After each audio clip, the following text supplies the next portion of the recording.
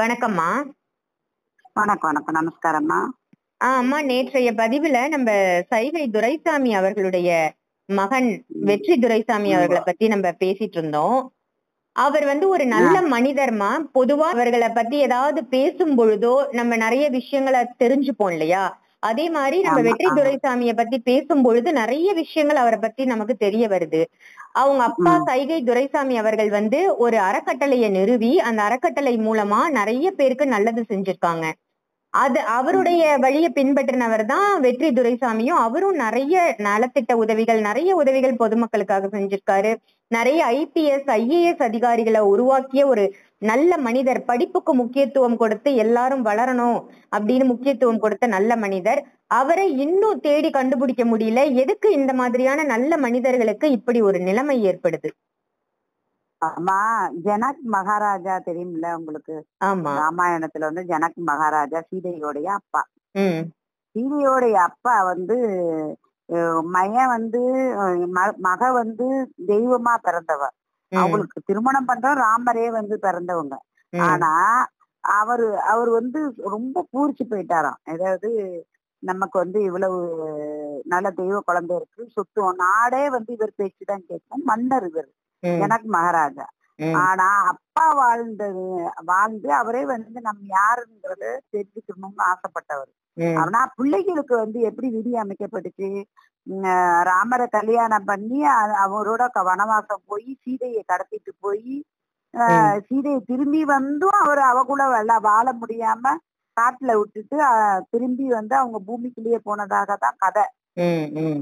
சரியா? கதை மாத்திரம் இல்ல, கொஞ்சம் ஜோடிக்கப்பட்டது. ஆனா உண்மை ஸ்டோரி என்னன்னா, அவங்க இனி இந்த வாழ்க்கை வேணான்னு இறந்துடுறாங்க சீதாதேவி. இதுதான் உண்மையானது. அப்ப அப்படி ஜனக் மகாராஜா மன்னருக்கு பிறந்து தெய்வ குழந்தையா பிறந்து தசரத மகாராஜாவுக்கு பிள்ளையா பிறந்தவரு ராமர் பகவான். ஆனா அவருக்கே சோத்துக்கும் பழத்துக்கும் இருக்கிற இடத்துக்கும் இன்னொருத்தர் ராவணனுடைய கோட்டைக்கு எதுக்கு போய் உட்காரணும்? அவருடைய வனத்துல இருக்க கண்டுதானே சூப்பனைய ஆசைப்பட்டு வரா. ஏன் வனத்துல நீ உட்கார்ந்துருக்க? என்னுடைய எல்கையில நீ இருக்க. அப்ப அவங்க எல்கை அவங்களுக்கு சொந்தமானது. அவருடைய நாட்டை விட்டு கடந்து வந்துடுறாரு இவர்.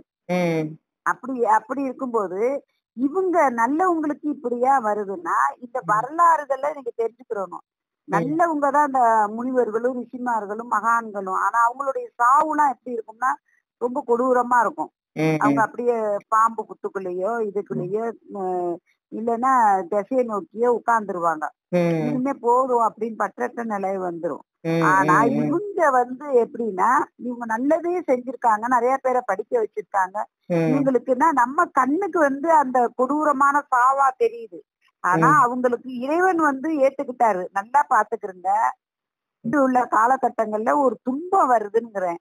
இந்த துன்பம் வரும்போது கண்டிப்பா அவங்க நல்லவங்களுக்கு தான் இந்த சோதனைகளும் வேதனைகளும் வரும், இந்த கஷ்டங்களே வருது. அதனாலதான் இவங்க இந்த நிலைக்கு ஆளாயிப்பட்டாங்கன்னா, அவங்க செய்த தர்மங்களும் இதுகளும் நீ வரப்போற சங்கதிகளுக்கும். நான் சேர்த்து வைக்கிற சொத்து பேரம்பேத்தியலுக்கு ஆகும். அதே மாதிரி நான் செய்யற தர்மங்கள் பேரம்பேத்தியலுக்கு போய் சேரும். நான் செய்த இது இன்னொரு மாமரம் வச்சா நாங்க மாமரமோ தென்னை மரமோ பனைமரமோ வச்சா நான் எடுத்து பழங்களை உண்ண முடியாது. நான் வச்சவன் போயிருவேன். கண்டவன் அத பார்க்கத்தான் முடியும், சாப்பிட முடியாது. அதே மாதிரிதான் இவங்க செய்யக்கூடிய தர்ம காரியங்கள் எல்லாமே இவங்களுக்கு பயன் அளிக்காது. ஆனா இவங்க மறுபிறவி எடுத்து மறுபடியும் இது பண்ணி வரும்போது அவங்க இந்த நாடாளும் மன்னராட்டம் அவங்க வருவாங்க. அதே மாதிரி இவங்களுக்குதான் இந்த சோதனைகள் இது கம்மிதான், இன்னும் பெரிய சோதனைகள்லாம் இருக்கு. ஆனா அவங்க என்ன பண்ணுவாங்க, இது நமக்கு தெரியுது. இங்க சூரியனை பார்க்கும்போது நமக்கு தெரியுது பிரகாசமா இருக்காரு.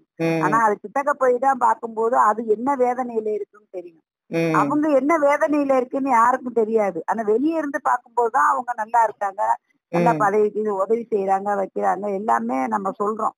ஆனா உண்மையிலேயே அவங்களும் பல துன்பங்களை கடந்தா வருவாங்க. இப்ப மாமியார்களே இருக்காங்க, நானே இருக்கேன்னு ஒருத்தவங்க இருக்காங்கன்னா நினைப்பாங்க அவங்களுக்கு என்ன தியானம் பண்றாங்க, வைக்கிறாங்க, இது பண்றாங்க, இவங்களுக்கு வேற ஒண்ணுமே இல்ல, நமக்கு தான் கஷ்டம். ஆனா எங்களுக்குதான் அதிகமான கஷ்டங்கள் இருக்கும். கோயிலுக்கு போய் எங்களுக்காக பிரார்த்தனை பண்ண மாட்டோம், மக்களுக்காகவே பிரார்த்தனை பண்ணுவோம்.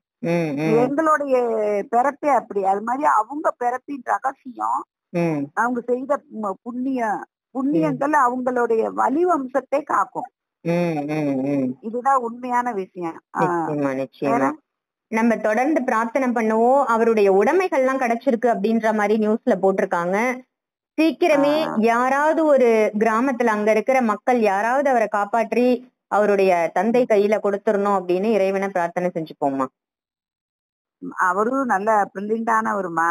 அவரு கொஞ்சம் அந்த இடத்துல இது பண்ணியிருந்தா அவருக்கு நான் இன்னும் ஒரு ரகசியமான வெளியே சொல்ல முடியாத விஷயத்துல மனசுக்குள்ள வச்சிருக்கேன். அவங்க வீட்டுல உள்ளவங்க வந்து கேட்டா கண்டிப்பா சொல்லுவேன். இருந்தாலும் நான் அவருக்காக பிரார்த்தனை பண்றேன்னா இதுதான் என்னால முடியும். அவங்க எங்க இருக்காங்க? ஏணிப்படியில இருக்கோம் நாங்க. என்னதான் தவ நிலையில இருந்தாலும் நாங்கெல்லாம் வந்து அவங்களுக்கு ஈடா ஆகாது. நம்ம ஒண்ணு சொல்லி அவங்க எதுவும் இது பண்ண அவங்க வீட்டுல உள்ளவங்க வந்து கேட்டா நல்லா இருக்கும். இல்ல அவங்கள சார்ந்தவங்க யாராவது கேட்டாலும் நம்ம சொல்லலாம். இதுதான் உண்மையான விஷயம். அப்புறம் நிறைய பேரு ஆன்மாக்களை பத்தி இந்த அம்மா பேசுறாங்க வைக்கிறாங்க அப்படின்னு சொல்லிட்டு சொல்றாங்க. ஆன்மாவே வந்து பேசாது. ஆன்மாவே நின்று பேசாது.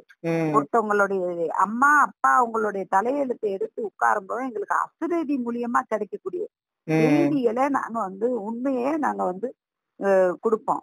ஆனா அசுரதி மூலியமா என்னென்ன விஷயங்கள் நிறைய விஷயங்கள் நடந்திருக்கு. குழந்தை கருவுல உருவாகிறதுக்கு முன்னாடியே கருவுல உருவாகும். இந்த இடத்துல மச்சம் இருக்கும். இந்த மாதிரி குழந்தை பிறக்கும். இந்த குழந்தை வந்து உங்க சங்கதியில உள்ளவங்க இன்னாரு பிறப்பாங்க.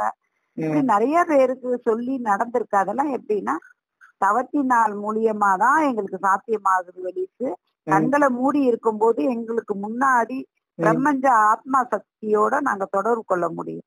நிறைய பேரு ஆன்மா அஞ்சல்னு சும்மா அந்த ஆன்மாவை கூப்பிட்டதும் வந்து நிக்கிறது எல்லாம் கிடையாது. அதுகளுடைய தொடர்புல நாங்க வந்து தவம் மூலியமா நைட்டு 12ல இருந்து காலையில வரையும் உட்கார்ந்துருப்போம். அது இல்லாம திறந்த வெளியில இருக்கணும். எப்படின்னா இப்ப மலையிலயும் தண்ணிலையும் கடல்லையும் இதுகள்ல வந்து அமாவாசை பிறந்தப்ப அமாவாசைன்னா நாங்க கடல்ல உட்கார்ந்துருப்போம் திறந்த வெளியில. அப்ப ஆன்மாக்களுடைய தொடர்பு ரொம்ப ஈஸியா கிடைக்கும். எனக்கு மாத்திரல என்னை சார்ந்து எத்தனை பேர் வந்து உட்கார்றாங்களோ அத்தனை பேருக்குமே கிடைக்கும். அத்தனை பேருமே அந்த கண்களை திறக்காம உட்கார்ந்துருக்கணும். எந்த விதத்திலயும் கண்களை வந்து திறக்க கூடாது. அப்ப அவங்களுடைய ஆன்மாக்களை தொடர்பு கொள்ளக்கூடிய சக்தி அன்னைக்கு உணரலாம்.